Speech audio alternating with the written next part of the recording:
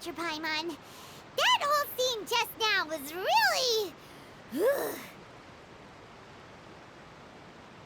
Don't mention it. I just happened to remember that there was such a law, so I did a little preparation, just in case. I didn't think it would actually come in handy. So, now do you see what kind of god Lady Farina is? She can be a bit confusing at times, but she is still amenable to reason. Anyway, Paimon had no idea you were a magician, Lyney. It sounded like you'll be performing at the Opera House, right? I just know a few simple tricks I use to make a living. Lynette is my assistant. It will actually be my first time performing on the most prestigious stage in Fontaine, the Opera House. But isn't the Opera House where criminal trials are held in Fontaine? When there are no public trials being held, the Opera House hosts a variety of other performances. To the people of Fontaine, the line between a trial and a performance can be a little blurred. And speaking of performances, I would be remiss to forego this opportunity gifted by fate. Might I invite the two of you to see my performance? My brother's always excited to make new friends. Oh, sure. We don't really have anything to do now, and we wanted to go to the Opera House anyway. Splendid. In that case, why don't we go together? I'll show you the way. I just have something to take care of first.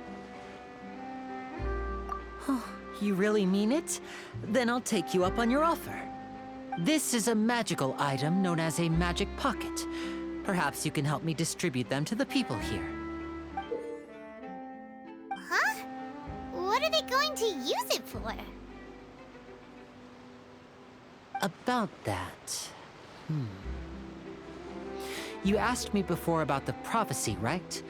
Let me start by telling you a little more about what it entails. I'm not sure exactly when it began, but a prophecy has been circulating around Fontaine. It says that every person in Fontaine is born with sin.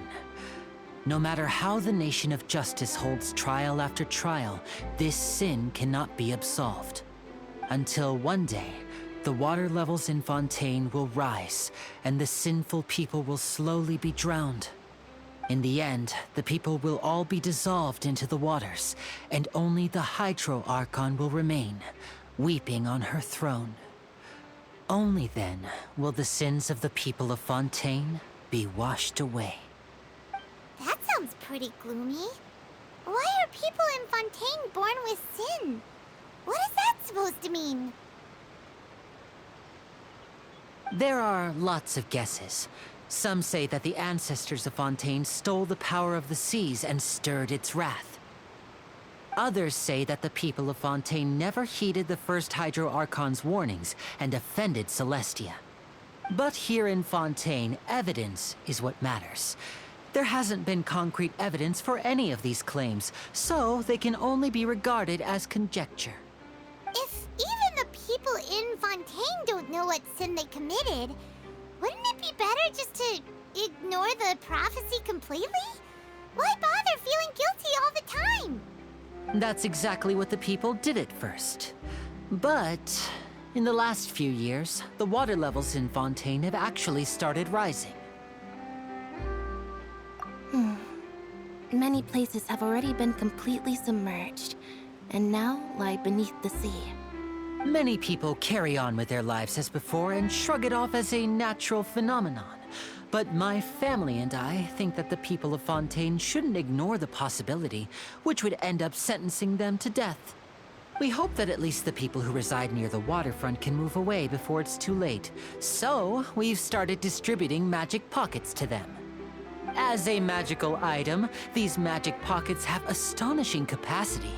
I'm sure they will come in handy when people are moving their belongings. Oh, Paimon gets it! It's like preparing for a rainy day! But this is more than a bit of rain.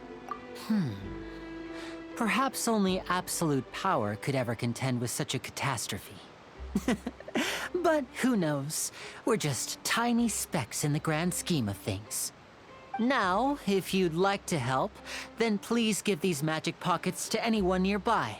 Be sure to convince them to take it, regardless of what they say.